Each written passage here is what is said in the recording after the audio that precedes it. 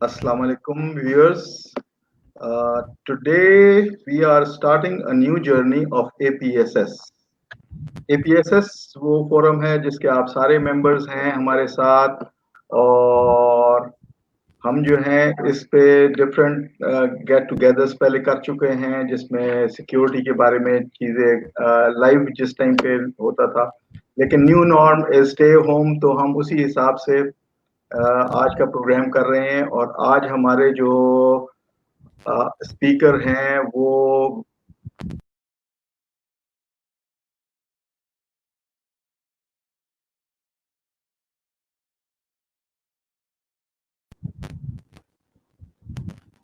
our chairman of the forum, Colonel Rizwan, or everyone knows that he is a social entrepreneur, startup mentor हैं, ये media analyst हैं, geopolitical consultant हैं, trainer हैं, blogger हैं। He is one man army by himself और काफी ज्यादा इनकी खूबियां हैं। और आज का जो हम ये प्रोग्राम करने जा रहे हैं तो इसमें ये हमको करंट सिनेरियोज जो वर्ल्ड में डेवलप हो रहे हैं उसके बाबत बताएंगे। और मैं इसके बाद आपको ऑनलाइन लेता हूं। Welcome colonel Rizwan to the show. जी थैंक यू वेरी मच जी। अस्सलाम वालेकुम रईस साहब, कैसे मिजाज, खैरियत से हैं आप? माशाल्लाह, अल्लाह का शुक्र है। लुकिंग गुड टुडे, अल्हम्दुलिल्लाह। You are looking fabulous as always. Thank you very much. अच्छा, thank you very much for a brief introduction for myself and the APSS as well. और उसमें मैं बस यही बताता चलूं कि बेसिकली ये फोरम हमारा जो एक other corporate safety security professionals का और जो सिक्योरिटी इंडस्ट्री से ताल्लुक रखने वाले मेजॉरिटी ऑफ द मेंबर्स का हमारा ये फोरम है। तो उसको somehow the other I'm blessed कि मैं उसको लीड कर रहा हूँ।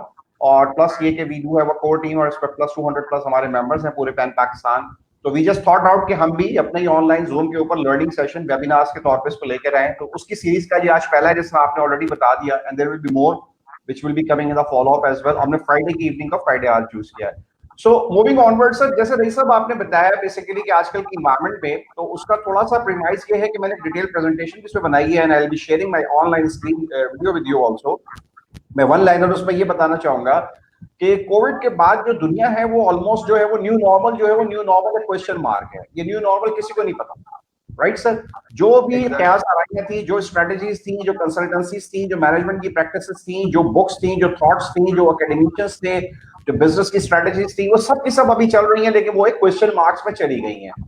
तो मूविंग फॉरवर्ड उसको देखने के लिए जो बजाय इसके कि हम straight away we move to the strategies, it is basically कि हम एक जियोपॉलिटिकल ग्लोबल आउटलुक करें और हम ये देखें कि इससे पहले कि हम तशखीस पे जाए, क्योंकि मैं देख रहा हूँ लोग तशखीस तो बहुत ज्यादा कर रहे हैं लेकिन वो ये नहीं देख रहे कि ओवरऑल ग्लोबली हो क्या चुका है।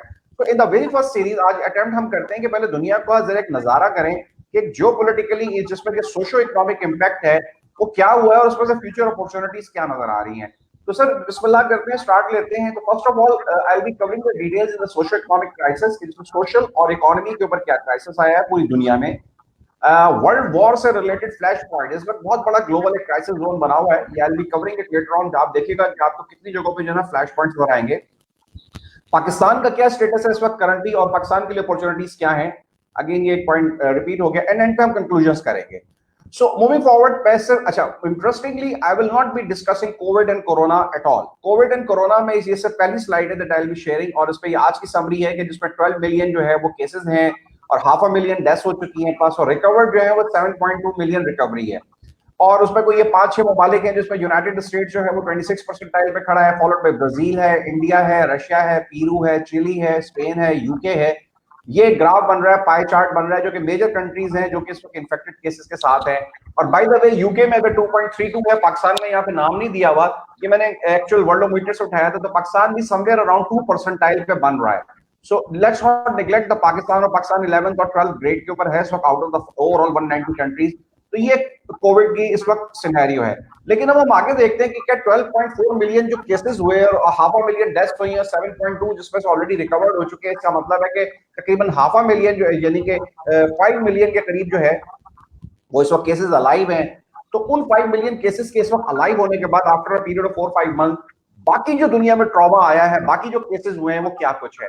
तो वी स्टार्ट विद के फर्स्ट ऑफ ऑल आईएमएफ को हम देखते हैं कि इंटरनेशनल मॉनेटरी फंड ने जो इसको ग्रोथ प्रोजेक्शंस दी हैं, ये बिल्कुल लेटेस्ट जून जुलाई में जो ये प्रोजेक्शंस आई हैं, तो उसमें दे आर टेलिंग कि ग्लोबल इकोनॉमी जो है ना वो -4.9 पर प्रोजेक्ट कर रहे हैं मेरे पूरी दुनिया की। वैसे एडवांस इकोनॉमीज जो कि हम G20 या फर्स्ट ओईसीडी या जो फर्स्ट डेवलप्ड इकोनॉमीज की बात करते हैं, तो उनका जितना कहते हैं ना, जो जितना बड़ा था वो उतनी जोर से गिरा, उसका -8 पे बता रहे हो, -8 उसका जीडीपी की ग्रोथ है 2020 के लिए। और जो इमर्जिंग मार्केट और डेवलपिंग इकोनॉमी से जिसमें पाकिस्तान जैसे ममालिक आते हैं, तो वहां पे -3% की बात कर रहे हैं, यानी कि आई रिपीट ग्लोबल 5%, जो top of the line ranking economies थी वो -8, जिसमें यूनाइटेड स्टेट्स ऑफ अमेरिका शामिल है, और पाकिस्तान जैसी इकोनॉमीज को -3 बता रहे हैं। मूविंग फॉरवर्ड, कोविड का अगर इकोनॉमिक इंपैक्ट हम देखते हैं तो ये एशियन डेवलपमेंट बैंक ने बताया कि जनाब 8.8 ट्रिलियन की जो ग्लोबल इकोनॉमी है उसका एक अदर इकोनॉमिक इंपैक्ट लॉस आएगा। ये एशियन डेवलपमेंट बैंक की स्टेटमेंट हमें बता रही है। मूविंग फॉरवर्ड, मतलब it's a huge amount, 8.8 trillion का मतलब है this is more than the economy of the Japan, the second और थर्ड लार्जेस्ट इकोनॉमी से ज्यादा का जो है ना ये अमाउंट बनता है। ट्रेड के बारे में जो वर्ल्ड ट्रेड ऑर्गेनाइजेशन है उसकी प्रोजेक्शंस जो है वो अप टिल 32% जो है वो नेगेटिव में श्रिंक होने की, प्लान होने की बात है। और फिर मैं देख रहा था कि वर्ल्ड में ग्लोबल ट्रेड क्या हो रही है, तो ग्लोबल ट्रेड 2018 तक हमें जो डाटा मिलता है 18 तक का 19 तक का, वो 20 ट्रिलियन की जो है वो ग्लोबली जो है ना एक्सपोर्ट्स चल रही थी यूएस डॉलर्स में, और उसका 32% अगर मैं नेगेटिव कर दूं तो इसका ये इंपैक्ट बनता है 6.5 ट्रिलियन डॉलर्स का ट्रेड लॉस है, यानी कि 6.5 ट्रिलियन की दुनिया से ट्रेड जो है वो कोविड के बाद खत्म हो गई है। यूएस की इकोनॉमी को हम देखते हैं तो as of now first quarter में -5% है, लेकिन जिस तरह मैंने आपको बताया कि आगे की ओवरऑल प्रोजेक्शन जब इसका ईयर एंड होगा तो ये -8% पे जाके बात हो रही है। -5 is a huge amount, this was the number 1 economy of the world standing at -5। Whereas के इसको अगर जो इसका ओवरऑल जीडीपी अगर इसके स्टेट्स में देखेंगे तो नेक्स्ट ईयर में इसकी फिर प्रोजेक्शन जो है 4.74 की है, बट 2020 जो है इसका वो 5.91 के ऊपर नेगेटिव में शो किया जा रहा है। जॉबलेसनेस अगर हम देख लेते हैं, मैं बाकी इसके स्पेक्स नहीं उठा रहा, मैंने बात की थी अभी सोशल और इकोनॉमिक, तो ये जॉबलेसनेस जो है ह्यूमन रिसोर्स से रिलेटेड है, ये सोशल और सोसाइटी पे इसका इंपैक्ट आता है। तो सोशल एस्पेक्ट में हम देखें तो इनकी जो जॉबलेसनेस है वो तकरीबन 60 मिलियन तक गई है, पीक इन 28 ऑफ मार्च और अप्रैल के वीक में यहाँ पे इसने पीक किया, और अभी वापस नीचे आके ग्रेजुअली वो नीचे तो आ गई है जॉबलेसनेस, अनएम्प्लॉयमेंट वहां पे, लेकिन अभी भी वो 20 मिलियन से प्लस के ऊपर होवर कर रही है। 20 मिलियन प्लस लोग अभी भी अमेरिका में जॉबलेस हैं। 20 मिलियन प्लस का मतलब है पूरी कराची की आबादी पर बराबर ये आवाम बन जाती है। और अगर हम देखें इसका जो परसेंटाइल देखें तो ये it was unemployment in US United States of America जो है वो होवर कर रही थी 3.5 3.6 3.5 अगेन 4, अचानक उसने कोविड के साथ स्पाइक किया 14.7, उसके बाद ग्रेजुअली नीचे आके 30.7, लेकिन अभी भी डबल डिजिट में है। This is very important and interesting, I will be covering other economies as well, क्योंकि हम फिर इसमें देखेंगे ग्लोबल आउटलुक क्या है। उस ग्लोबल नंबर 1 इकोनॉमी का अगर ये असर हुआ है तो पाकिस्तान जैसी इकोनॉमी जो कि वर्ल्ड में 150th रैंक के बाद आ रही होती है पर कैपिटा इनकम में, तो हमारा क्या हाल हुआ होगा। This is interesting, that's basically the conclusion. लेकिन very interestingly when everything was happening with America, United States of America, तो मैंने देखा कि जो वहां के बिलियनर्स थे वो आराम से अपनी इनकम जो है ना वो तकरीबन 19.8-20% जो है ना इनकम वो अपनी 4 महीनों में मार्च से लेकर जून तक जब पूरी दुनिया की तबाही हुई थी तो बिलियनर्स माशाल्लाह से जो है ना वो अपना काम दिखा गए, और 20% उनकी इनकम में और इकोनॉमी में जो है इंक्रीज हो गया, जिसमें जेफ बेजोस है, बिल गेट्स है, मार्क जकरबर्ग है फेसबुक वाला, जेफ बेजोस जो है अमेज़न वाला, बिल गेट्स अगेन नोर इसका Warren Buffett and Larry Ellison.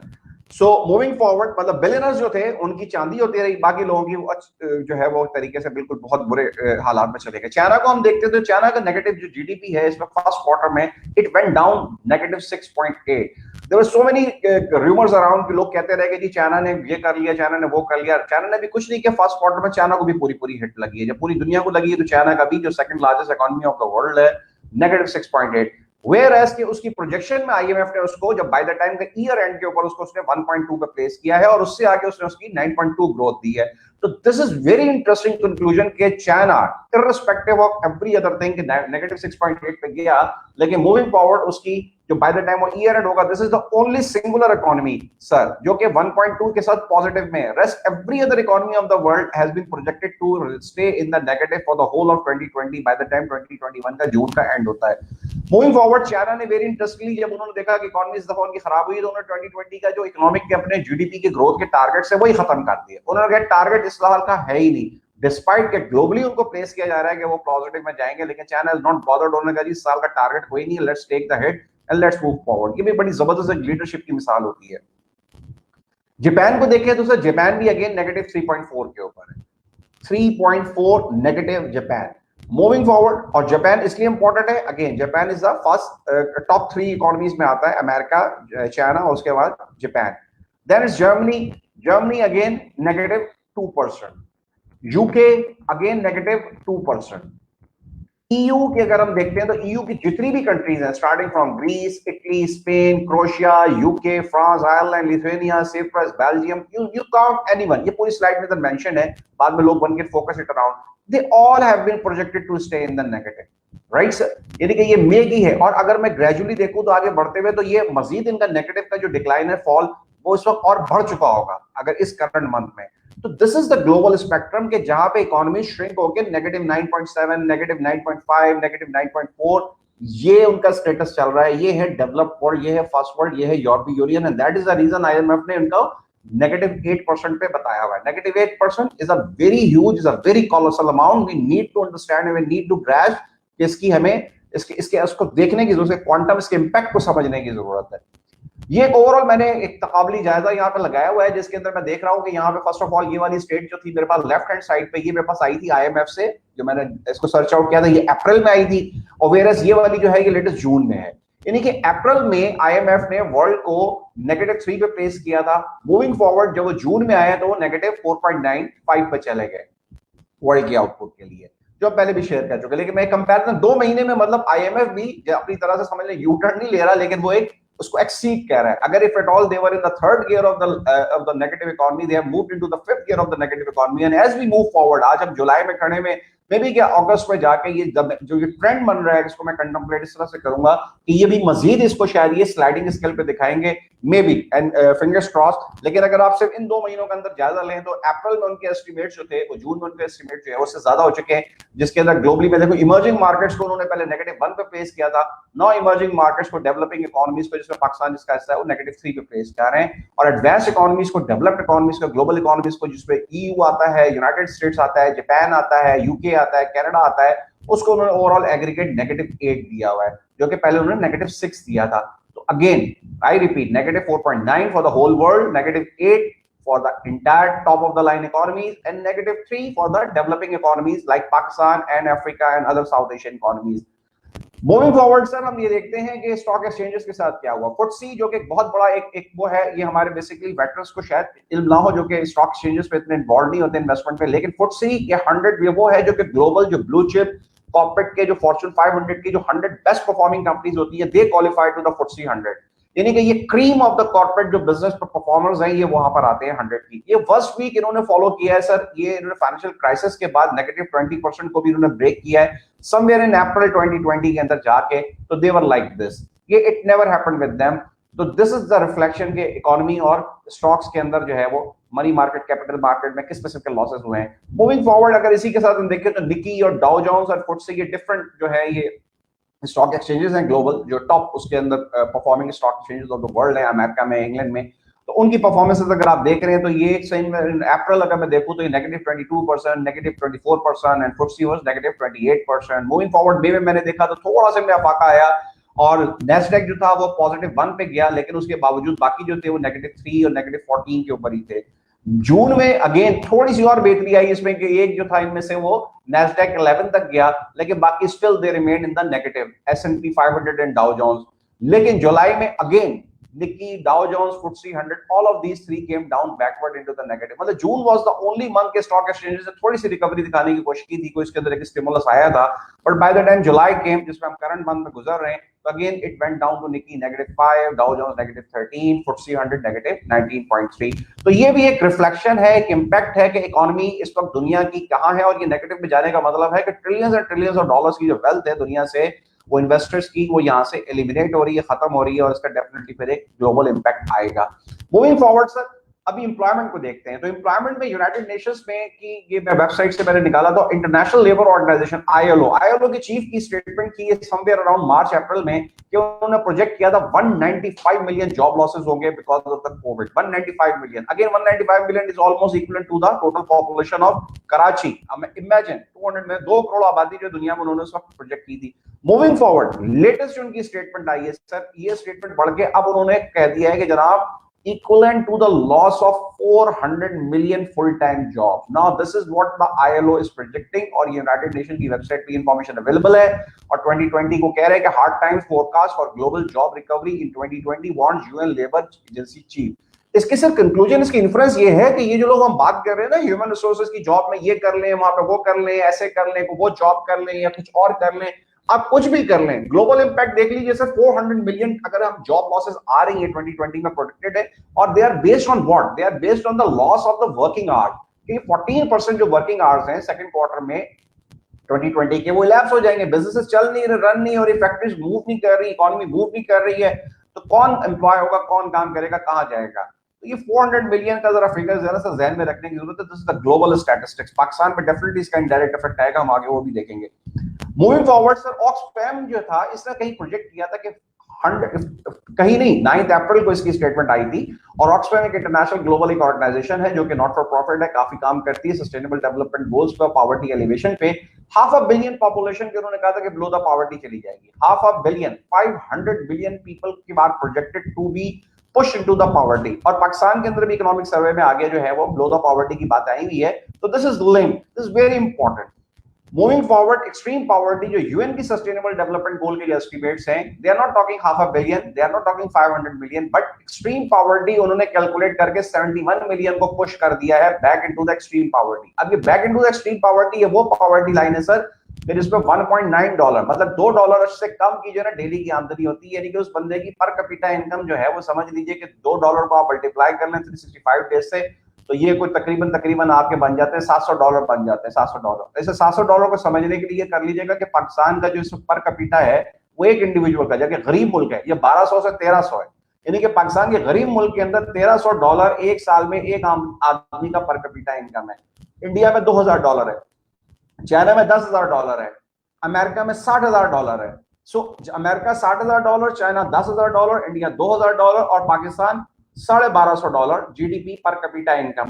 तो जिसकी 1250 से अगर मैं इसको नीचे करके $700 पे ले आऊं एक साल में उसकी आमदनी होती है, तो ये एक्सट्रीम पॉवर्टी है। यानी कि जो पाकिस्तान के अंदर हम पहले कहते हैं ना गुर्बत है, उस गुर्बत के अंदर समझिए उससे भी उस बंदे के अंदर उसको आधा कर दे, तो इसके बाद क्या बचेगा? तो 71 मिलियन पीपल जो है ना, इसको ग्रैस्प करने की जरूरत है। ग्लोबली जो है ना they will be push as per the estimates of the United Nations और की सस्टेनेबल डेवलपमेंट गोल की जो वेबसाइट्स के एस्टिमेट्स से वहां से निकाला। अंडर एम्प्लॉयमेंट और अनएम्प्लॉयमेंट तकरीबन दे आर प्रेडिक्टिंग कि 1.6 बिलियन, आई रिपीट 1.6 बिलियन जो है, जो कि ऑलरेडी वल्नरेबल वर्कफोर्स थी इनफॉर्मल इकोनॉमी के अंदर, वो उसमें से 50% इनके जो ग्लोबल वर्कफोर्स, मतलब ग्लोबल वर्कफोर्स 3.2 बिलियन है फॉर एग्जांपल, 7.5 7.8 बिलियन, 7.5 बिलियन दुनिया में आबादी है, उसमें से 3.2 बिलियन जो थे वो वर्कफोर्स से, उस 3.2 बिलियन में से जो 50% इनके 1.6 बिलियन जो वर्कफोर्स है वो उसको जो है ना वो कह रहे हैं कि यार ये अफेक्टेड, और ये वर्कफोर्स जो है ना ये इसमें से ये इसकी छुट्टी हो जाएगी और इसकी जॉब लॉसेस की तरफ चला जाएगा। अगेन इसको रिलेट करें क्योंकि पाकिस्तान की तकरीबन स्टेट बैंक की तरह हर अच्छे इकोनॉमिस्ट की स्टेटमेंट में पाकिस्तान की जो इकोनॉमी है वो बैंक करती है एसएमईज को, इनफॉर्मल इकोनॉमी है पाकिस्तान की। तो इमेजिन कि अगर ग्लोबली इफेक्ट आ रहा है, पाकिस्तान की इकोनॉमी की बैकबोन ही इनफॉर्मल इकोनॉमी है, एसएमईज है, तो हमारे ऊपर क्या इंपैक्ट आएगा? मूविंग फॉरवर्ड सर, इसको देखते हैं डोमेस्टिक वायलेंस एंड अब्यूज। ये भी एक सोशल ट्रॉमा है, सोशल इंपैक्ट है, इसको देखने की जरूरत है। तो कोरोना वायरस के बारे में स्टेटमेंट्स आ रही थी अप्रैल और मई के अंदर के 20% जो है ना इसके अंदर वुमेन अब्यूज जो है ना, डोमेस्टिक अब्यूज और वायलेंस जो है ना उसके अंदर जो है ना सर्ज आई है लॉकडाउन की वजह से। और ये मैं अगेन देख रहा था कि तकरीबन जो 40% है वो वुमेन जो है ना वो तकरीबन वो इनको जो है ये रिपोर्टेड जो है ना उन्होंने क्राइम्स को जो है ना ये रिपोर्ट किया है, जिसमें से जो स्टैटिस्टिक्स आ रही है कि जो सर्ज आई है वो सिंगापुर में 33% का इजाफा हुआ है। डोमेस्टिक वायलेंस रिपोर्ट एंड और कॉल्स हैव इंक्रीज, 33% सिंगापुर में इंक्रीज हो गई हैं, 30% साइप्रस में इंक्रीज हो गई हैं, 30% फ्रांस में इंक्रीज हो गई हैं, 25% अर्जेंटीना में इंक्रीज हो गई हैं। 243 मिलियन जो है वो लोग थे जो कि अफेक्टेड थे 2019 तक, यानी कि कोविड से पहले तक 243 million population of the world जो खवातीन थी 15 से 29 साल की उम्र में या 15 से 49 ईयर्स की एज में, जो कि डोमेस्टिक वायलेंस का शिकार बन चुकी थी। अब 243 मिलियन खवातीन में जो सर्ज आई है, जो कि 20% ग्लोबल सर्ज है, ये चार ममालिक की 33, 30, 25 और 30% की जो सर्ज आई है, इंक्रीज आई है, तो 243 मिलियन का 20% मजीद इंक्रीज कर लीजिए, क्या बन जाएगा? 243 बिलियन का 20% निकाल लीजिए, ये बन जाएगा तकरीबन 300 बिलियन को भी क्रॉस कर जाएगा। So this is the 300 million. 300 million means this is more than the population of the Pakistan. तो ये है डोमेस्टिक वायलेंस और अब्यूज और सर्च के केसेस। और इससे रिलेटेड आजकल हम एंकर साहब भी थे जो पीछे से, मतलब जो जर्नलिस्ट है आजकल, वो भी जेल के पीछे एक टेस्ट केस के तौर पर मैं आपसे शेयर कर रहा हूँ। और उसमें रीजंस क्या हुए? सिक्योरिटी, हेल्थ, मनी की worries, cramped living conditions, isolation with abusers, movement restrictions, deserted public spaces. बात ये सर कि जो लॉकडाउन, शटडाउन, कोरोना के केसेस, कोरोना के नंबर, शटडाउन की बातें, वो तो हम सारा कैलकुलेट करते गए, जो उसके साइड इफेक्ट्स हैं वो मैं कहीं नहीं देख रहा होता। तो बेसिकली आज इस चीज को हाईलाइट करने की जरूरत थी कि जितने लोग कोरोना से मरे वो तो मरे, उसके अलावा लोगों की जिंदगियों पे क्या असर आ रहा है। अगर 5 लाख लोगों की डेथ्स हुई हैं, तो जस्ट इमेजिन 300 बिलियन खवातीन जो कि, या औरतें इस दुनिया में जो कि पॉपुलेशन में जो डोमेस्टिक वायलेंस और अब्यूज का हिस्सा बनी होगी, उनकी जिंदगियों पे क्या बीती होगी। उनको आपने जिंदा जीते जी जो है ना वो मार दिया होगा। पेशावर में एक बंदे का केस हुआ था, पेशावर के पीके के अंदर, वो पुलिस स्टेशन पे, तो उसने ही tried to commit suicide 3 times, this was reported. तो ये आपने जिंदा लोगों को जो है ना आपने एक तरीके से गाड़ दिया। आगे चलते हैं सर, ये पेंडेमिक के कॉजेज और स्पाइक और एंजाइटी और डिप्रेशन की मैं स्टेट्स देख रहा था, तो इसमें भी जनवरी और जून जो 2019 का डाटा था और उससे अगर हम मई के अंदर कंपेयर करते हैं, तो there is almost 2 to 300 percentile जो है ना उसका इंक्रीज आएगा। मतलब 8.2 से सर्ज आती है, 28.2 पे चली जाती है एंजाइटी के अंदर, 6.6 से चली जाती है 25% के करीब डिप्रेसिव डिसऑर्डर में, और 11% वेंट अप टू 33.9% जो कि एंजाइटी और डिप्रेसिव डिसऑर्डर्स को हम कंबाइन कर देते हैं।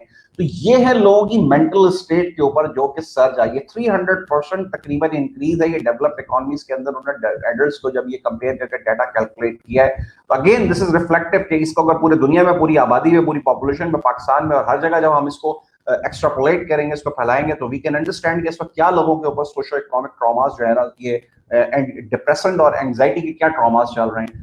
इसी से रिलेटेड मैं एक और न्यूज देख रहा था, तो उसमें पता चला कि यह जो एंटी एंजाइटी की ड्रग्स थी, इसके अंदर स्पाइक आई है इसके यूजेज में। जो ओवर द काउंटर आपको जो बेंजोडाइजापीन और एंटी डिप्रेसेंट जो आप एंटी एंजाइटी की ड्रग्स अवेलेबल हैं, वो आप 34% उसके अंदर सर्ज आई है जस्ट इन फरवरी टू मार्च के बाद के मेरे पास डाटा नहीं है, तो यू कैन इमेजिन कि सिर्फ एक महीने में इनिशियल में अगर 34% इंक्रीज थी, तो मूविंग फॉरवर्ड इस इंक्रीज के अंदर कितना ये अभी तक यूजेज बढ़ चुका होगा। And quite likewise anti depressant, anti insomnia drug, यानी कि नींद ना आने की और एंटी डिप्रेसेंट ड्रग्स के अंदर 18.6 और 14.8 सर्ज आई थी एक महीने के अंदर।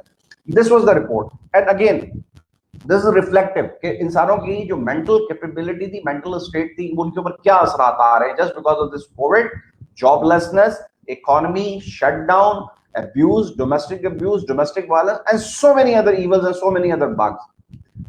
Whereas एक अच्छी खबर भी देख लेते हैं सर कि न्यूजीलैंड माशाल्लाह उसने 0 एक्टिव केसेस को रीच किया समवेयर इन द जून, और ये क्लैपिंग वाली अच्छी खबर है कि एक कंट्री ने करके दिखाया। तो यानी कि कोविड खत्म भी हो सकता है, ऐसा नहीं है कि कोविड जो है ना इनफाइनाइट है।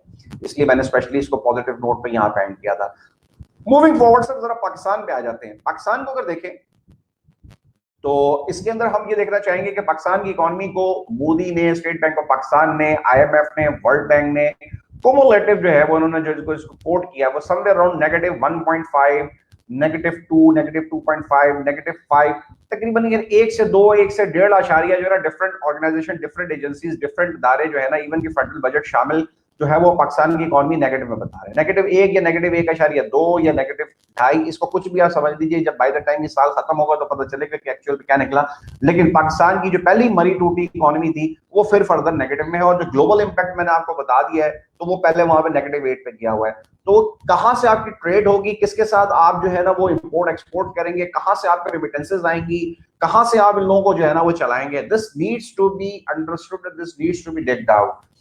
मूविंग फॉरवर्ड सर अगर देखते हैं तो लॉकडाउन में तकरीबन असद उमर साहब हमारे प्लानिंग कमीशन को लीड कर रहे हैं, माशाल्लाह से फेडरल मिनिस्टर है, उनकी स्टेटमेंट आई थी कि 18 मिलियन जॉबलेस उन्होंने मई में प्रोजेक्ट किए थे। 18 मिलियन, 1 करोड़ 80 लाख उन्होंने लोग जो है ना रेंडर कर दिए थे कि जॉबलेस हो जाएंगे, उनके पास होगा कोई ना कोई कंफर्ट जोन। तो मैंने यहाँ पे स्पेशली सपोर्ट किया है, सिर्फ पाकिस्तान में 1 करोड़ 80 लाख उन्होंने जॉबलेस डिक्लेयर किए हुए। मूविंग फॉरवर्ड उन्होंने बताया कि ये 1 मिलियन, ये भी प्लानिंग कमीशन से असद उमर साहब की स्टेटमेंट में कोट कर रहा हूं कि 1 million SME, small medium enterprise, जो मैंने आपसे बात की थी इनफॉर्मल इकोनॉमी में 1.6 बिलियन ग्लोबली आउट ऑफ, यानी कि टोटल वर्कफोर्स का जो 50% बनता है उनके अफेक्टेड होने की बात हुई थी, जो कि स्मॉल मीडियम एंटरप्राइज है। उसी तरह पाकिस्तान में 1 मिलियन एसएमई, 1 मिलियन एसएमई में ये लोग नहीं है, 1 मिलियन एसएमई का मतलब है 10 साल 10 लाख वो इदारे जो कि छोटे, जो कॉटेज इंडस्ट्री के छोटे बिजनेसेस थे, उनको इंपैक्ट होने का, उनके खत्म होने का और उनके मलियामेट होने की बात हो रही है।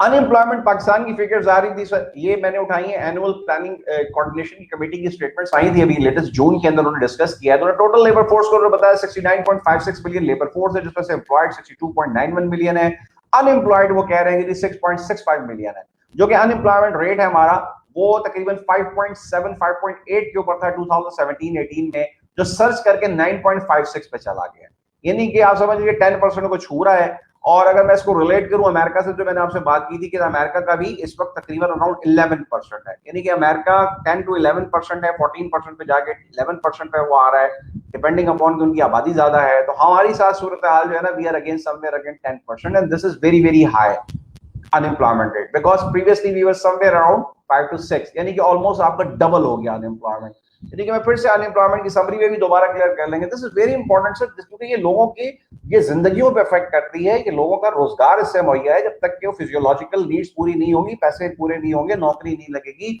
बाकी सारी चीजें बाद में आती हैं। तो this needs to be taken care of by those who are actually at the helm of affairs. You want to say something sir?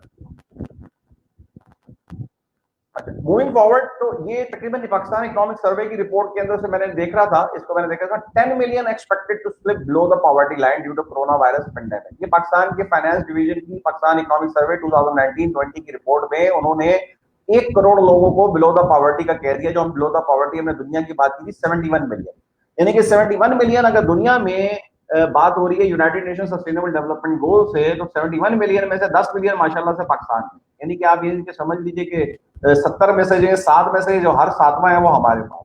तो this is a very very huge amount. और ये हमारी आबादी जो ऑलरेडी 50 मिलियन पे projected थी, already जो below the poverty थी, उसको वो कह रहे हैं कि 50 मिलियन से बढ़कर 60 मिलियन हो जाएगी, यानी कि 60 मिलियन का मतलब, इसको आसान लफ्जों में ये समझ लीजिए कि 1/3 आबादी of equivalent to the Karachi की आबादी का, अगर मैं 20 मिलियन की आबादी है कराची, राइट सर?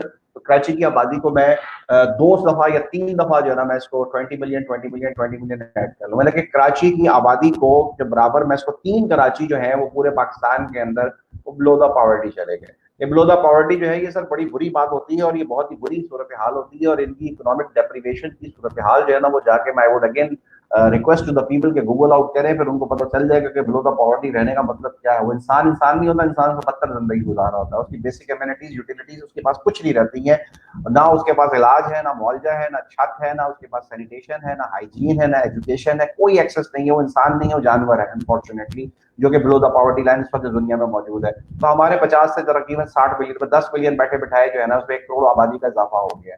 ये फाइनेंस की, हमारी फाइनेंस डिवीजन की पाकिस्तान इकोनॉमिक सर्वे की रिपोर्ट में शामिल है। Very very ironic.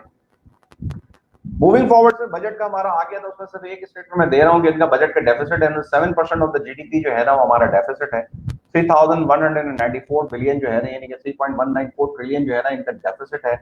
और on top of it debt to GDP जो रेशो है वो हमारी 84.4 है, जो कि बहुत सेवियर है। मतलब यानी कि 100 रुपए अगर हमारा टोटल जीडीपी है, तो 100 रुपए में से जो है ना 84 रुपए जो है ना वो हमारा उधार है। यानी कि आप समझे कि आपकी टोटल, अगर आपके पास कोई भी बिजनेस है, तो उस बिजनेस में जो है 85% जो है ना वो आप मकबूज हैं, 15% के आप मालिक हैं। तो आप 15% के अगर हम मालिक हैं, तो फिर आप वो क्या बिजनेस करेंगे, और आपके पास क्या उसकी, आप तो मालिक है ही नहीं ना फिर बेसिकली उसके, फिर तो कोई जिसने 85% माल लगाया हुआ है वो बेसिकली फिर आपका मालिक है।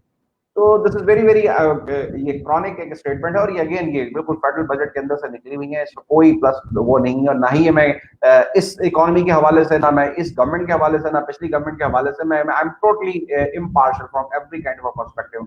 मेरा सिर्फ इस वक्त एम और विजन ये है to highlight social economic crisis में इस वक्त दुनिया कहाँ खड़ी है, पाकिस्तान कहाँ खड़ा है।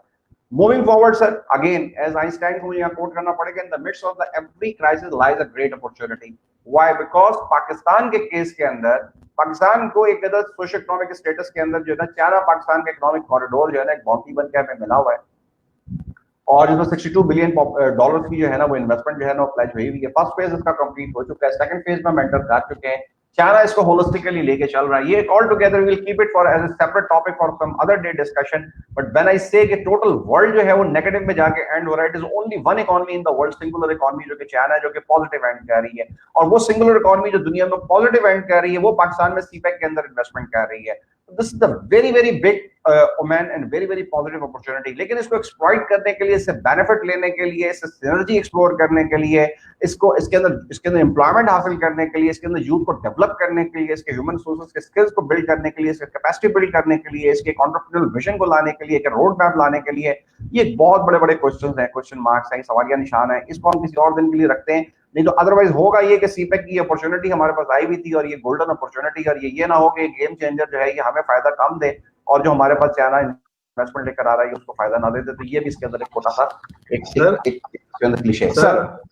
सर आपसे एक रिक्वेस्ट है कि कुछ दिनों बाद हम आपसे पूरी एक प्रेजेंटेशन सीपेक के हवाले से, क्योंकि आपकी उस पर डीप रिसर्च है, जरूर लेंगे इसी फोरम के ऊपर।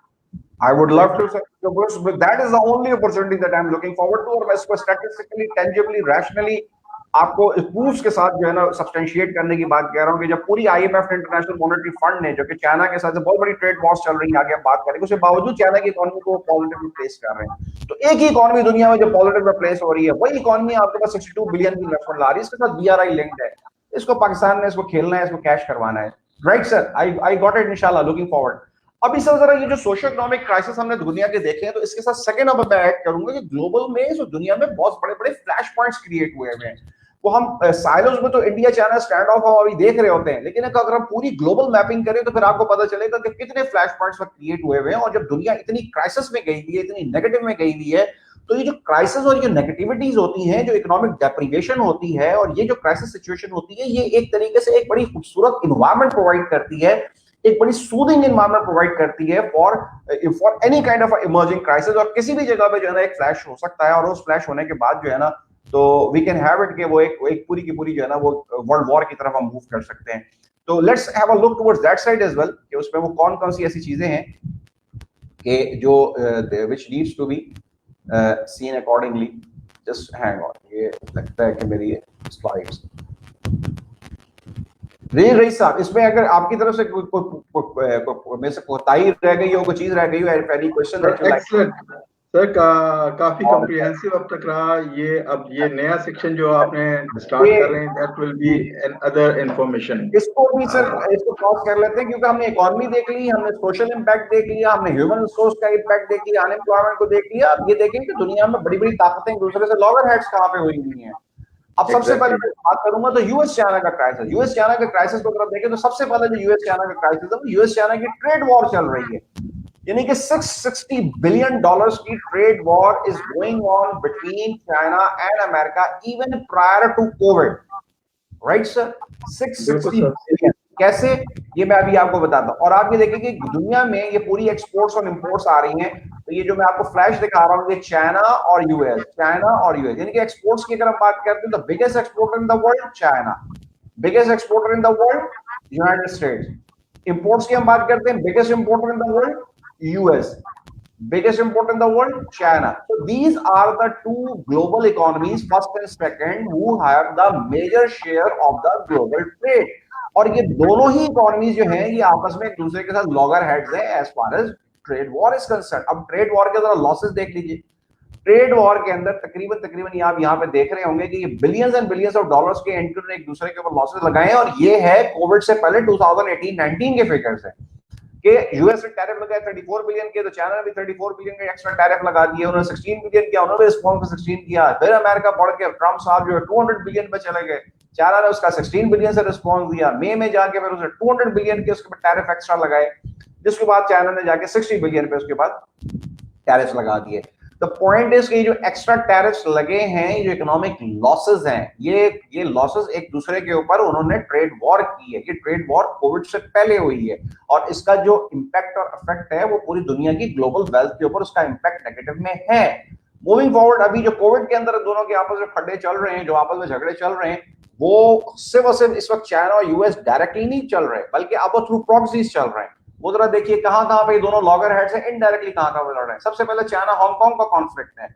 हांगकांग के लिए 1 जुलाई यानी कि एक हफ्ता पहले चाइना ने अपनी असेंबली में पास करके एक अदद जो है स्ट्रिंजेंट जो है वो सिक्योरिटी लॉ पास करके वहां पे लगा दिया, जो कि चाइनीज कम्युनिस्ट रिजीम का एक बहुत ही जो अमेरिका और यूके के हिसाब से बड़ा ड्रैकोनियन लॉ है, वो सिक्योरिटी लॉ जो है वो हांगकांग पे लगा दिया। वेयर एज के हांगकांग जो है वो सिंस द इंसेप्शन की, जब से चाइना को मिला था ये 88 में, जब ये ब्रिटिश कॉलोनी से निकल के वापस मिला था, लेकिन स्टिल चाइना ने वहां पे एक अपना उसको आजादी दिए रखी थी, और एक ही चाइना का हिस्सा होने के बावजूद भी वो एक वेस्टर्न इकोनॉमी के तौर पर ऑपरेट हो रहा था, और कैपिटलिस्ट इकोनॉमी के तौर पर ऑपरेट हो रहा था, और वो इन्फ्लुएंस में था यूके के और इन्फ्लुएंस में था यूएस के। लेकिन ऑल ऑफ अ सडन में आपने देखा 2019 में बहुत बड़े बड़े बड़े वहां पे प्रोटेस्ट चले। फाइनली चाइना डिसाइडेड कि नो मोर, कि ये डुअल सिस्टम नहीं चलेगा, it will be only one China and one rule. और उसने वहां पे सब कुछ जितनी पाबंदियां थी, जितनी आसाइशें थी, जितनी उनको फ्रीडम थे ह्यूमन राइट्स के नाम को खत्म करके, ये अब चाइना का मसला, चाइना ने किस तरीके से वहां पे जो जो कुछ अपने वो स्ट्रिंजेंट रूल लगाने की कोशिश की है, लेकिन उस लॉज को इंप्लीमेंट करने से now they are America and China both are loggerheads directly. कैसे क्या क्या एक दूसरे के खिलाफ कह रहे हैं। चाइना ने अप्रूव किया कंट्रोवर्शियल, और ट्रंप ने जनाब हांगकांग के ऊपर सिक्योरिटी लॉ को रिजेक्ट कर दिया। रिजेक्ट करते हुए लेटेस्ट में देख रहा था कि जून के अंदर यूएस के डिपार्टमेंट ऑफ स्टेट ने वीजा की रिस्ट्रिक्शंस लगा दी, यानी कि चाइनीज कम्युनिस्ट पार्टी के, जिस तरह से इंडिया पाकिस्तान आपस में खेलते रहते हैं ना कि तुम्हारे डिप्लोमेट्स को निकाल देंगे, डिप्लोमेट्स को आने देंगे, चाइना के डिप्लोमेट्स को या चाइना के जो ऑफिशियल कम्युनिस्ट पार्टी के जो लोग हैं उस पर वीजा रिस्ट्रिक्शन लगा दी। अब वो चाइना से निकल के अमेरिका नहीं आ सकते। मूविंग फॉरवर्ड, यूएस की कांग्रेस ने बिल अभी लेटेस्ट पास किया है कि जो भी बैंक्स हांगकांग में एग्जिस्ट करते हैं, वो बैंक्स अगर चाइना के ऑफिशियल्स के साथ, यानी कि अपने ही मुल्क के, अपने ही जो मदर कंट्री है उसके साथ अगर वो बिजनेस करेंगे, तो उन बैंक्स को जो है वो ग्लोबली कैपिटलिस्ट सिस्टम में उनको फाइनेंशियल लॉसेस भुगतने पड़ेंगे। यानी कि एक तरीके से जो हांगकांग की इकोनॉमी थी, जो कि वेस्ट के साथ अलाइन थी, तो उसकी जो बैंकिंग फाइनेंशियल इकोनॉमी को उसने अमेरिका ने कांग्रेस से बिल पास करा के उनको बिल्कुल कोलैप्स की तरफ कर दिया है। Again it has a financial and economic impact, जो कि ऑलरेडी जो ग्लोबल इकोनॉमी की हम पहले बात कर चुके थे, उसके अंदर एक कहते हैं ना कि गिरती हुई दीवार को धक्का और दो, और उसके अंदर जो है ना ये एक नुकसान वाली सूरत हाल है। मूविंग फॉरवर्ड, हांगकांग के लिए यूके ने जो है ना वो बड़े भाई का रोल प्ले करते हुए कहा कि जनाब जो है आप ये तमाम की तमाम जो ये हांगकांग की 3 मिलियन की आबादी है, मैं सारों को असाइलम प्रोवाइड कर दूंगा और सारों को रेजिडेंट वीजा दे दूंगा, ये आ जाए मेरे पास, सारे के सारे रहना शुरू कर दें। मतलब यूके से अपना, यूके तो संभल नहीं रहा बोरिस जॉनसन ने, बट समहाउ और उनको छेड़खानी तो करनी होती है। तो अपनी एक डिप्लोमेसी के अंदर उन्होंने हांगकांग वालों को कहा कि जी आप जो है वो पूरे के पूरे हमारे पास तशरीफ ले आए, जिसको चाइना ने बिल्कुल हरगिज़ उसको ये बात पसंद नहीं आई। उससे बहुत स्ट्रिंजेंट किस्म के, सिवियर किस्म के जो है ना चाइना की तरफ से इसमें बयान आ रहे हैं। So Hong Kong is a conflict zone available between China, America and UK. Moving forward, China का ताइवान के साथ भी कॉन्फ्लिक्ट चल रहा है टू एन एक्सटेंट कि मैं आपको बताऊंगा कि मैंने चाइना का एक जनरल साहब जो है उन्होंने बाकायदा स्टेटमेंट मास में देख रहा था कि we are going to attack Taiwan. Taiwan भी एक तरीके से एक ओपन एक प्रोविंस है, जो कि एक हिस्सा एक और सेमी ऑटोनोमस है, और जो कि ताइवान जो है वो एक तरीके से चाइना ही की एक प्रोविंस है, लेकिन वो उसको भी ऑटोनॉमी एक मिली हुई थी, और ये भी एक वेस्टर्न इन्फ्लुएंस के अंदर ऑपरेट कर रहा था। बट चाइना सेड नो मोर, ठीक है, नो मोर इन अ वे कि एक चाइना में दो चाइना नहीं होंगे, it's going to be only one China, one single rule. और उसी तरीके से अब वो ताइवान को भी थ्रेटन करके तो वो उसको अपने हिसाब पे अपने दायरा कार के अंदर लाना चाहता है, जिसके ऊपर अगेन वेस्ट की तरफ से इसके ऊपर भी साउथ चाइना सी के अंदर जो है ना मूवमेंट आएंगी, वो भी लिंक्ड है। मैं भी आपको अगली स्लाइड में कवर करता हूँ कि क्या मूवमेंट्स आई हैं। यहाँ this is the South China Sea, जो कि आपको मैप में नजर आ रहा है, जहाँ ताइवान है और जहाँ पे ये ऑलरेडी इस रेंज के अंदर जो है ये चाइनीज के जो है ना नेवल जो एसेट्स थे वो डिप्लॉयड थे। मूविंग फॉरवर्ड, ये साउथ चाइना सी, अच्छा साउथ चाइना सी के अंदर जो चाइना ने अपना जो जोन डिक्लेयर किया है, ये तकरीबन 6 से स्पार्टली आइलैंड्स को क्रॉस करते हुए, जो कि तकरीबन इससे 800 नॉटिकल माइल्स के डिस्टेंस पे है, और फिलीपीन से 120 नॉटिकल माइल्स के डिस्टेंस पे है स्पार्टली आइलैंड। इसके ऊपर तकरीबन चाइना ने अपनी कंस्ट्रक्शन और डेवलपमेंट करते हुए, जिस तरह भी हम गलवान वैली की हम बात कर रहे थे, तो इस तरीके से यहाँ पे कंस्ट्रक्शन करते हुए पूरा एक अदद जो है ना वो जो सी का जो एयरक्राफ्ट कैरियर होता है उस तरह की कैपेसिटी यहाँ पे स्पार्टली आइलैंड में बिल्ड कर दी। और यहाँ पे तकरीबन ये 6 से 8 ममालिक है साउथ ईस्ट एशियन कंट्रीज में, फिलीपीन, वियतनाम, ब्रुनाई, और ये इस तरीके से करके यहाँ पे ये सिंगापुर वगैरह, मलेशिया, ये सारे के सारी कंट्रीज के यहाँ पे क्लेम्स थे। लेकिन चाइना ने ये जो आप डॉट्स देख रहे हैं डॉटेड लाइन के साथ साथ, इस पूरे के अंदर जो है ये चाइना का बॉर्डर है साउथ चाइना सी के अंदर, इस पूरे को चाइना ने जो है ना डिक्लेयर कर दिया कि now this area belongs to me, और यहाँ पे ये ताइवान है, which is again a kind of a conflicting zone. और इस कॉन्फ्लिक्टिंग जोन के ऊपर लेटेस्ट इस वक्त अमेरिका ने जो इस पर रिबटल दिया है या प्रियम्प्ट किया है वो ये किया है कि उसने अपनी नेवल एक्सरसाइजेस वहां पे मूव करा दी है। और ये वो रीफ है जो ये स्पार्टली आइलैंड्स पे चाइना ने बिल्ड करके ऑलमोस्ट, ये रीफ थी, जजीरा था, जजीरे को उसे कन्वर्ट करके पूरी लैंडिंग स्ट्रिप जो है ना क्रिएट कर दी है, विच इज तकरीबन 800 किलोमीटर नॉटिकल माइल्स जो है ना अवे है चाइना से, और फिलीपीन से ये 100 किलोमीटर नॉटिकल माइल्स पे है। लेकिन उसके बावजूद China says this is mine और उसने अपना कंट्रोल किया है। अमेरिका ने क्या किया, अमेरिका ने जनाब अपने 3 एयरक्राफ्ट कैरियर जो है वो साउथ चाइना सी में मूव करा दिए। I repeat, 3 into aircraft carrier, USS Theodore Roosevelt, USS Ronald Reagan, USS Nimitz। ये 3 aircraft carriers as of now China के साथ साउथ सी में ये इसको अपनी सुप्रीमेसी दिखा रहे हैं और नेवल एक्सरसाइजेस कर रहे हैं। And at this point of time इनका वहां पर होना, जो कि अमेरिका, अगेन हांगकांग वाली बात उधर चली गई और ये वाली बात यहां पर आ गई, this is a very very severe and a very very critical की सूरत हाल है, और it can emerge into, it can turn into any kind of a nasty situation at any point of time. And very interestingly I must not miss कि Japan भी यहाँ पे जो है, because these islands और ये एरिया साउथ चाइना सी जो था ये डोमिनेट करता था 40 से सेकंड वर्ल्ड वॉर से पहले, जापान इसमें डोमिनेट करता था। तो ये चाइना को जापान से मिले हैं, तो जापान भी जो है ना यहाँ पे सम ऑफ द अदर वो वेस्टर्न इकोनॉमी से, तो अमेरिका के साथ जो है ना अलाइंड है to regain the control on South China Sea against the China, whereas China is deterred और वो अपनी इस पे hegemony कायम किए हुए है। तो this is again a very very critical area. Moving forward, everybody knows, अब तो बच्चे बच्चे को पता लग गया है कि चाइना इंडिया का स्टैंड ऑफ चला गलवान वैली में, और जो कुछ हुआ, और 20 बंदे जो इंडिया के वहां पे उनको मार पड़ी है, और फिर जिस तरीके से उसने वो मोदी साहब की एक झूठी सी एक विजिट हुई थी, और फिर वो मुन्ना भाई एमबीबीएस की तरह उन्होंने सीएमएच बना के झूठा सच्चा जो है ना वहां पे वो मरीजों की उन्होंने आदत की है। अभी तो पूरा में पिंग पोंग का जो है ना वो गेम सबका क्लियर है। लेकिन इसमें मैं सिर्फ इंटरेस्टिंगली अपना सिर्फ एक 1-2 सेट्स इशू, और अभी हम बात कर रहे हैं कि वो ट्रेड ऑफ भी हो गया और उन्होंने वो खत्म भी कर दिया, वो पीछे भी चले गए। एक तो ये कि चाइना बिल्कुल पीछे नहीं गया। चाइना ने जो खबरें हैं, ऑथेंटिक जो न्यूज है, वो ये है कि 1959 62 से पहले की जो उसकी लाइन थी उसने उसको जाके क्लेम किया है, और लाइन ऑफ एक्चुअल कंट्रोल जो कि बाद में जो 93 में और बाद के इनके मुज़ाकरात होते रहे, जिसको ये अपना इमेजरी तौर पे कंज्यूम करते रहते थे कि ये लाइन ऑफ हमारी एक्चुअल कंट्रोल है, उसको पुश फॉरवर्ड करके China has taken it back to 1959 area. Why China has done it? There's so much rumor, so much news, बहुत लोगों ने बहुत सारी बातें की हैं। By the way, I am again, इसमें शोक का जिक्र आता है, शोक रिवर जो है ना वो पास करके फिर पाकिस्तान में भी आता है, and I am an alumni और मैंने शोक रिवर पर सर्व भी किया हुआ है, तो I am actually a son of a soil as far as the terrain is concerned। Kargil में I was deployed there, but मैं उस नोट्स को अलहदा करते हुए सिर्फ मैं एक मुख्तसर यहाँ पे इस चीज को जो मेरे हिसाब से आइडिया आता है क्यों चाइना ने यहाँ पे एंट्री की, क्यों इंडिया को पुश किया, ये भी मैं रिकॉर्ड पर लाके बात करना चाह रहा हूँ। ये अगली स्लाइड में आपको नजर आएगा। इंडिया ने एक अदर रोड बिल्ड की थी जिसकी 2018-19 में इसकी इनॉग्रेशन की थी, और ये रोड थी लेह से निकल के, श्योक से निकल के, ये दारबुक से होके, और ये दौलत बेग ओल्डी को जाती थी, जो कि आगे कुराक्रम पास से गुजर के फीड करती थी, और ये सियाचिन जो है को ये फीड कर रही थी कुराक्रम पास पे जाके यहाँ पे, और ये सियाचिन जो कि इंडिया वाली साइड है ये उसको फीड कर दी। चाइना ने इसको मेटालिक रोड बनाई थी, ये पहले स्पॉइल्ड था, यहाँ पे कच्चा ट्रैक होता था, लेकिन अल्टीमेटली इंडिया ने इसके ऊपर मेटालिक रोड बिल्ड की।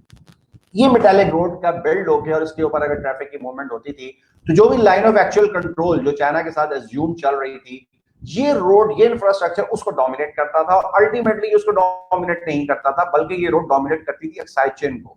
अक्साई चेन को इस तरीके से कि जिसमें चाइना कहता है कि ये चाइना का एरिया है, चाइना के अंडर कंट्रोल है, लेकिन India some of the other had been claiming कि ये डिस्प्यूटेड है, कश्मीर का हिस्सा है, अक्साई चेन भी हमारे पास था, या हमारा होना चाहिए था। वेयरएज के चाइना के पास ऐसी कोई इसको किस्म की बात को मानने के लिए तैयार नहीं है। लेकिन इस रोड के ऑपरेशन होने से और लाइन ऑफ एक्चुअल कंट्रोल के इससे थोड़ा सा पीछे होने से ये इंडिया को एक स्ट्रेटेजिक सिग्निफिकेंस मिल रही थी। चाइना ने इसको पुश फॉरवर्ड करके इस रोड की सारी स्ट्रेटेजिक सिग्निफिकेंस को जो है ना वो कैनबलाइज कर दिया है, और ये रोड ये आपको ले, श्योक, दारबुक, अक्साई चेन के सामने से होती हुई ये दौलत बेग ओल्डी तक जा रही है।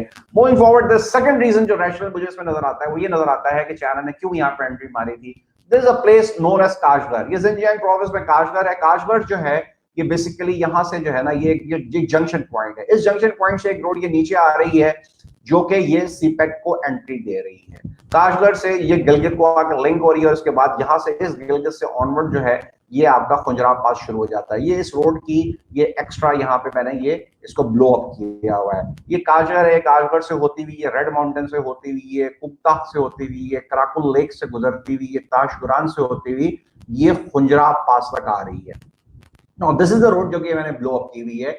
वेयर एज के ये जब अंदर आ जाती है तो this is the starting point जो कि सीपेक का यहाँ से ओरिजिन हो जाता है। सीपेक का ओरिजिन पाकिस्तान में यहाँ से होता है, लेकिन चाइना में वो काशगर से हो जाता है। And that is the reason कि चाइना यहाँ पे जिनजियांग प्रोविंस में पामीर के पास जब 4 मुल्कों के नेबरिंग बॉर्डर्स बनते हैं तो वहां पे बाकायदा वो एक एयरपोर्ट भी बिल्ड कर रहा है, कंस्ट्रक्ट कर रहा है।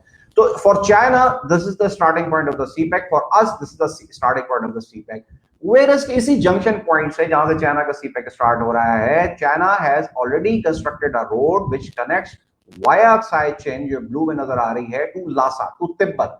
And we should not forget, मैं बड़ा जल्दी से इसको रैप अप कर दूं कि लासा और तिब्बत के साथ भी चाइना के मसले मसाइल जो हैं वो चलते आ रहे हैं। तिब्बत अपने आप को सेमी ऑटोनोमस और अपनी ऑटोनॉमी को डिक्लेयर करने की बात करता है, वेरेस के वो चाइना का हिस्सा है। और ये वो रोड है जो कि इसको फर्दर, ये हमने इसको फर्दर ब्लॉक किया हुआ। ये तकरीबन 2100-2200 किलोमीटर की रोड है और 14,000 से 15,000 के हाइट के ऊपर ये रोड है। ये बड़ा ब्यूटीफुल एक ट्रैक है जिसके ऊपर अगर आप ट्रैकिंग करें तो दुनिया का वन ऑफ द बेस्ट जो है ये ट्रैकिंग रूट अवेलेबल है। सो ये जो जंक्शन पॉइंट है ये अक्साई चिन से गुजर के जाके लासा यानी कि तिब्बत को लिंक कर रहा है। तो पॉइंट इज कि इस रोड और इस अक्साई चिन के जस्ट अक्रॉस आई रिपीट, ये इंडिया ने अपनी ये वाली शरारत की थी कि ले श्योक दारबोक अक्साई चेन के सामने से ये दौलत बेग ओल्डी की रोड बिल्ड करने की कोशिश की, राइट सर। सो इन अ वे अगर ये रोड मैच्योर होती, स्टेबलाइज होती और इसके ऊपर स्ट्रेटेजिकली अगर इंडिया जो है इसको पूरा एक्सप्लॉइट करता और चाइना अगर इसको ना प्रेस करता, तो what was about to happen is कि जो चाइना का रूट है जो तिब्बत को क्रॉस जो अक्साई चेन से गुजर के जाके तिब्बत को लिंक करता है, this was supposed to get marginalized और इसके न्यूट्रलाइज होने के chances. This is one of the conclusion, एक one of the reference. Again ये भी टॉपिक जो है ना जिसको भी किसी सेपरेट रख लेंगे। दो रीजन हो गए और थर्ड जो है इसके साथ लिंक वो ये है कि ये बेसिकली अगर ये न्यूट्रलाइज होती थी, ये खंजराव वाला रूट न्यूट्रलाइज होता था, तो चाइना का जो सीपेक और बीआरआई का जो इशू है उसके फ्लैंक्स जो थे वो वल्नरेबल हो रहे थे, तो चाइना ने उसके फ्लैंक्स को सिक्योर करना था। एंड मूल को उसके अलावा जो वो बात है कि इंडिया ने जो है 35A और 370 को जो एब्रोगेट किया था, तो चाइना ने कहा कि तुमने तो यूनियनाइज किया है पेपर्स के ऊपर एब्रोगेट करके, मैं तुम्हें फिजिकली जो है ना लद्दाख और इससे पीछे धकेल के तुम्हें बताता हूँ कि ये टेरिटरीज जो है ना वो मेरी है। अगेन इस वक्त तो पीछे चले गए, लेकिन कहने का मकसद ये है कि इसको एक तरीके से फ्लैश पॉइंट ही समझा जाए, क्योंकि इंडिया में दोबारा छेड़खानी करने की आदत हो सकती है और 20 लोग उसके ऑलरेडी जो है वो जा चुके थे। Whereas के इसमें बड़ा इंटरेस्टिंग एक पॉइंट है और मैं यहाँ भी कर दूं कि इंडिया में चला गया जी स्टॉप बाइंग चाइना और स्टॉप डूइंग एवरीथिंग, तो उसमें 3% की जो है ना टोटल यानी कि चाइना की जो ग्लोबल एक्सपोर्ट है उसमें इंडिया जो है टोटल 3% रुपए में 100 रुपए में से 3 रुपया जो है वो इंडिया के साथ ट्रेड थी। तो अगर इंडिया ने अगर उसकी वो ट्रेड बंद भी करते नहीं तो चाइना को अफेक्ट नहीं पड़ता। 97% ऑफ द ट्रेड जो है वो चाइना की सिक्योर थी। 75 बिलियन की ट्रेड इंडिया से हो रही थी और इंडिया जो है हार्डली 16.6 बिलियन जो है ना वो चाइना को बेचता है, which is a peanut, which is totally negligible for China. तो जो उन्होंने बात की थी कि stop boycott China and everything, is again a total scrap. मैं उसको बिल्कुल फारिग करता हूं इस इन स्टैट्स के ऊपर बेस करके। आगे sir India Pakistan Kashmir, needless to say anything, बहुत जंगें हो चुकी हैं, बहुत कुछ हो चुका है इसमें और इसमें back to back ceasefire violation आजकल हो रही हैं और बहुत ज्यादा जो है ना वो इस वक्त जो है वो सेवेरिटी आई हुई है। और चूंकि इतना बड़ा ग्लोबल मैप देख रहे हैं तो उसके अंदर इंडिया पाकिस्तान कश्मीर को needless to say anything further on that. तो this is again a point के जिसके ऊपर 2 न्यूक्लियर पावर्स मौजूद है और इट कैन इरप्ट। और इसमें जो सबसे ज्यादा जो तेजी आई है एनेक्सेशन ऑफ कश्मीर जो लद्दाख में किया था 370 को जिसने स्क्रैप किया है। और अभी लेटेस्ट उन्होंने जो है ना वहां पे वायलेशन करते हुए कश्मीरियों के साथ एक और जो है वो एक लॉ पास किया है कि जिसके अंदर जो है ना वो वहां पे नॉन नेटिव जो है उनको भी उन्होंने उनके डोमिसाइल के साथ वापस ला के बसाने की कोशिश कर रहे हैं, जिसमें वो तकरीबन डेमोग्राफिक प्रोफाइल जो एथनिक प्रोफाइल जो है वहां का मुसलमानों को उसको तब्दील कर रहे हैं कि उसमें मुसलमानों के बजाय जो है हिंदुओं की पॉपुलेशन भी आके रहना शुरू हो जाए। आगे देखते हैं सर इंडिया का फैक्टर ये है कि सीपेक को भी जो है ना वो इंडिया डिनाई करता है, उसके चक्कर में उसने अपना बड़ा जोर लगाया चाबहार के साथ मिलकर जो है ना ईरान के अंदर उसने पोर्ट की इन्वेस्टमेंट में काफी ज्यादा जोर लगाया हुआ है। तो ये भी एक बहुत बड़ा रीजन है जो कि चाइना को भी पसंद नहीं था और पाकिस्तान को बिल्कुल भी पसंद नहीं है। और इंडिया के अंदर मजीद अगर आप देखते हैं तो उसके तकरीबन ऑलमोस्ट उसके मैं सर्कल में देखूं तो लेफ्ट टू राइट जितनी भी नेबरिंग उसकी कंट्रीज हैं, भूटान के साथ उसकी नेबरिंग उसके डिस्प्यूटेड टेरिटरीज में मसला चल रहा है, उसका नेपाल के साथ जो है उन्होंने क्लेम कर लिया डिस्प्यूटेड टेरिटरीज, वो कह रहे हैं कि हमारी है।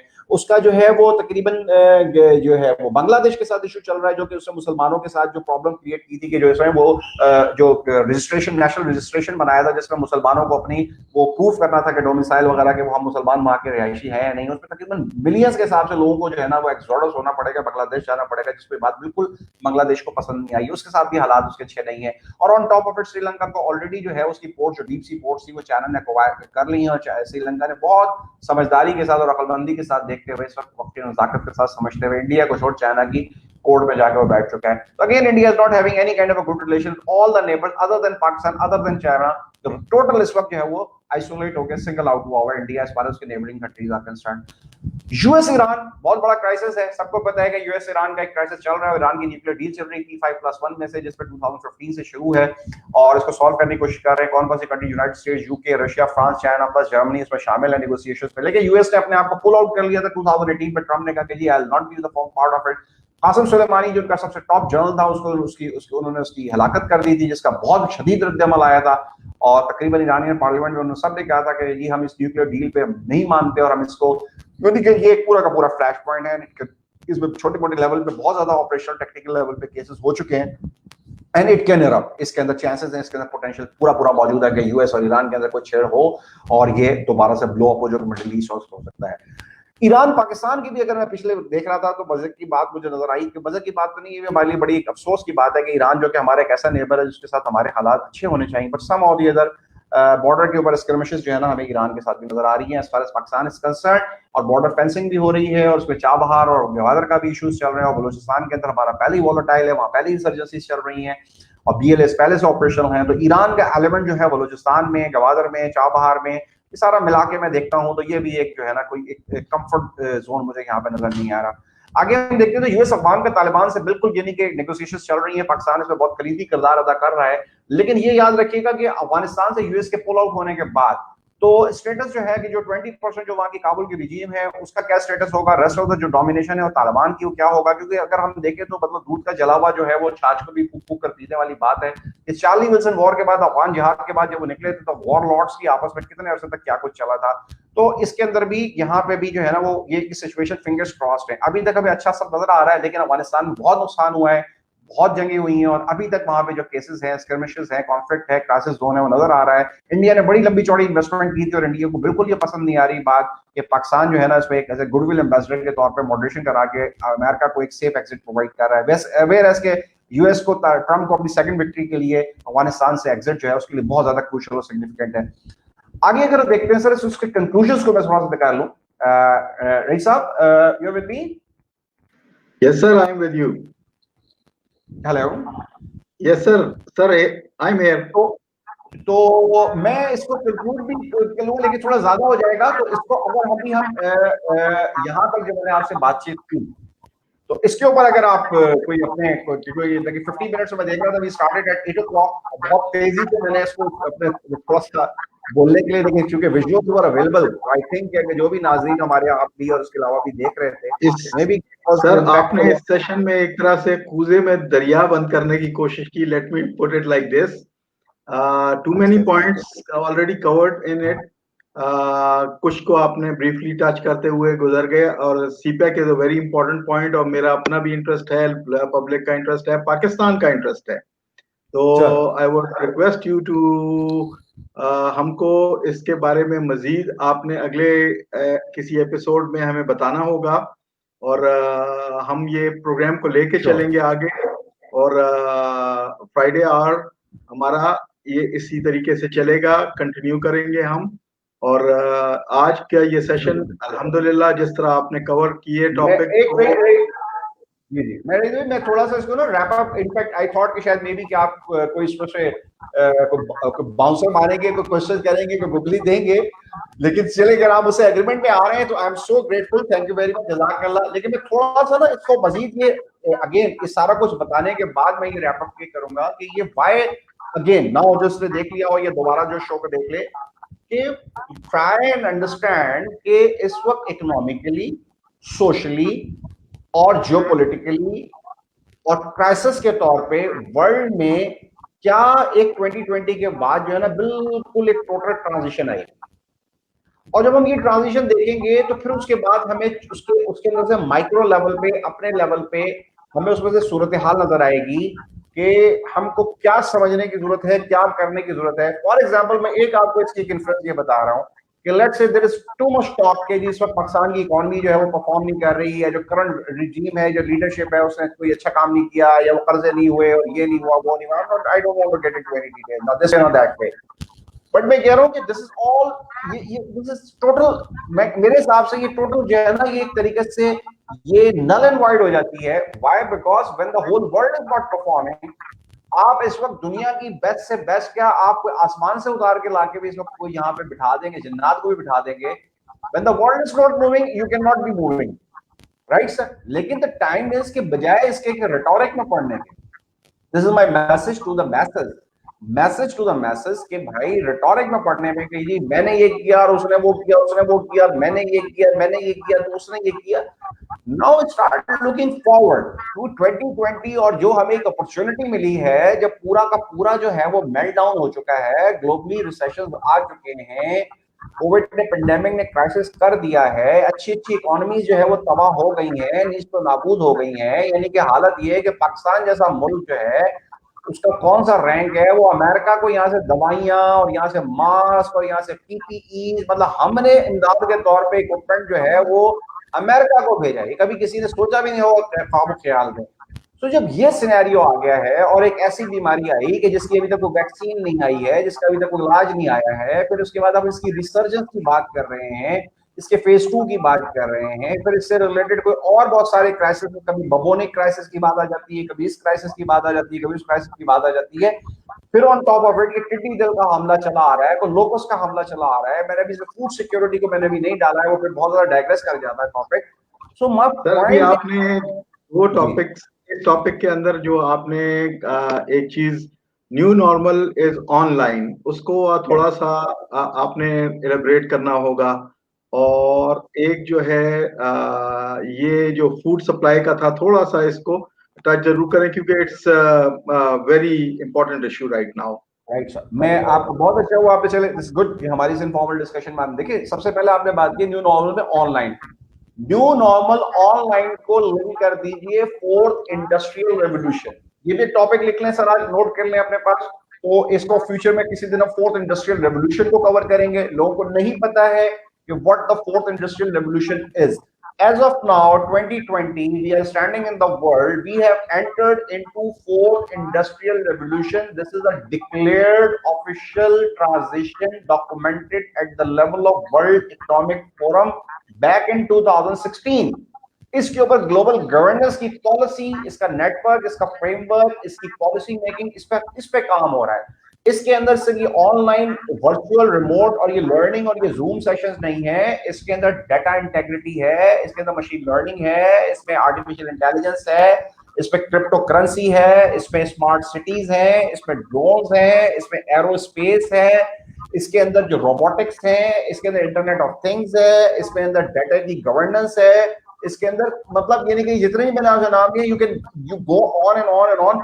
यानी कि इसकी वन वर्ड डेफिनेशन ये है, इसको will cover it as a separate topic as well, कि ये है बेसिकली ह्यूमन का, फिजिकल का और डिजिटल का आपस में कॉम्बिनेशन, जिसमें 3D प्रिंटर्स जो है वो चीजें निकाल के आपको दे रहे होंगे और उसमें से चीजें निकल रही होंगी। सो online is something, it's not a new normal, this is part of the fourth industrial revolution, right sir? ये था, ये मौजूद था, सिर्फ उसके अंदर सर्ज आ गया, वो उसके अंदर एक्सेलरेशन बढ़ गई है। तो ये बहुत बड़ा एक डोमेन है और इसमें पाकिस्तानियों की बहुत बड़ी अपॉर्चुनिटी है फ्रीलांसिंग में और स्टार्टअप्स में। Will take it someday and I do have the content. दूसरी जो आपने बात की सर, ये फूड सिक्योरिटी से related, this is very very important. इसका वन लाइनर पॉइंट ये कि दुनिया में 7.8 बिलियन पॉपुलेशन को फीड करने के लिए जितना गल्ला चाहिए, आई रिपीट, दुनिया की मौजूदा एग्जिस्टिंग आबादी का पेट भरने के लिए जितना गल्ला चाहिए, ऑर्गेनिकली वो कम हो रहा है।